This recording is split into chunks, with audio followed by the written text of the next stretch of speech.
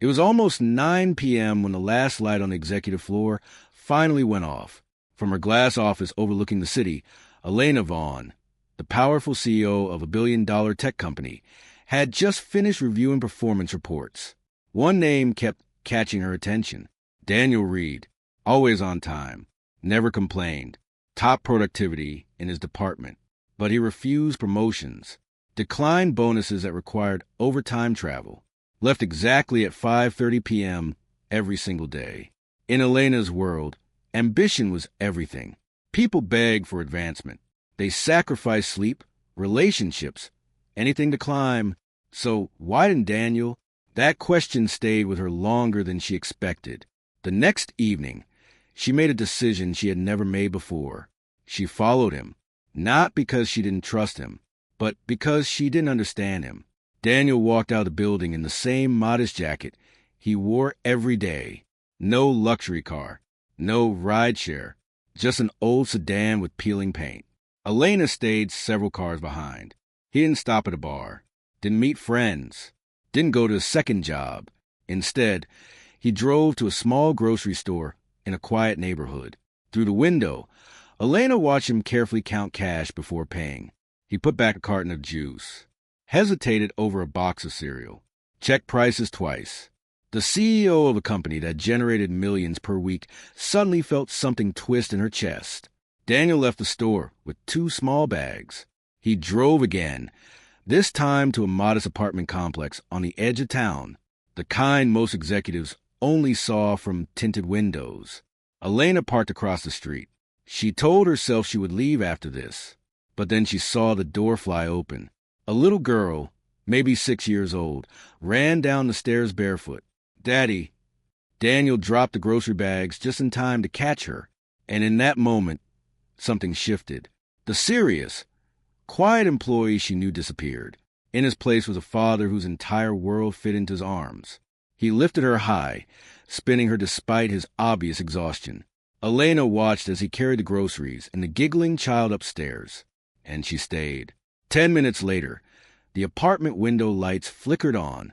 The curtains were thin. She saw Daniel kneeling on the floor, helping with homework, then cooking, then laughing when something burned. There was no nanny, no housekeeper, no partner, just him. Later that night, Elena returned home to her penthouse, silent, pristine, empty.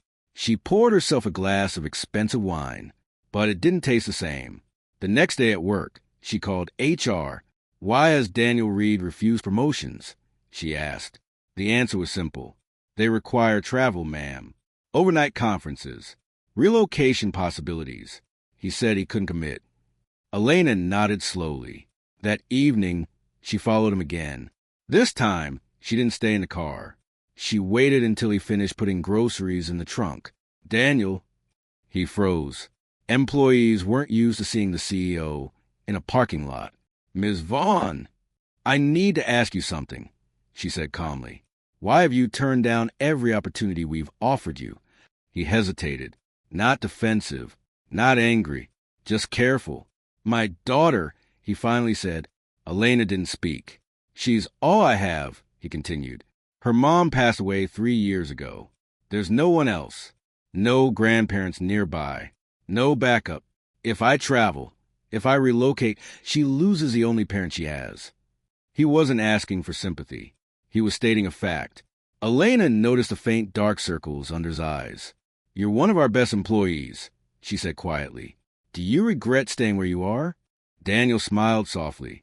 "Every time I see her run toward me?" "No." That answer followed Elena home. For the first time in years, she questioned her own choices. She had built an empire. But at what cost?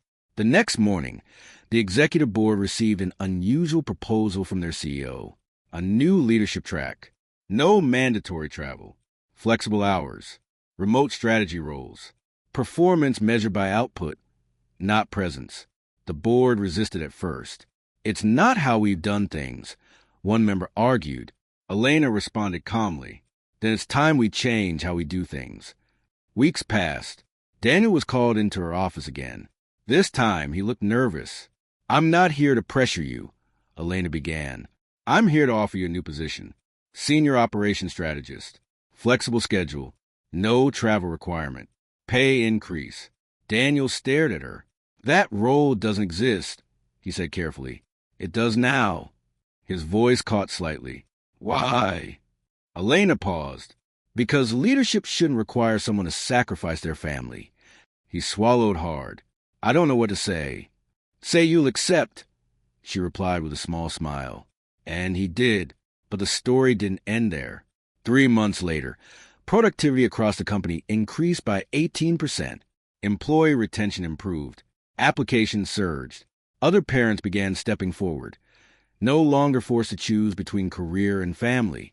One evening, as Elena left work, she saw something that made her stop. Daniel was outside the building. Beside him stood his daughter, holding a small handmade card. He walked over. She insisted, he said, slightly embarrassed. The little girl handed the card to Elena. It read, "Thank you for giving my daddy more time." Elena felt her throat tighten. She had signed billion-dollar contracts without blinking, but this small, crooked-lettered message nearly broke her composure. She knelt down. "What's your name?" she asked gently. "Sophie." "Well, Sophie," Elena smiled, "your dad is one of the best people I know." Daniel looked away, humbled, as they walked toward their car, Sophie holding her father's hand. Elena stood there longer than she intended. For years, she believed success meant being first in the office and last to leave. She believed leadership meant sacrifice. She believed power meant control. But watching a single dad choose his daughter over ambition every single day taught her something she never learned in business school. Real success isn't measured in revenue. It's measured in impact. And sometimes, following someone home can lead you exactly where you needed to go. If this story moved you, share it with someone who works hard for their family. And remember, the strongest leaders are the ones who understand what truly matters.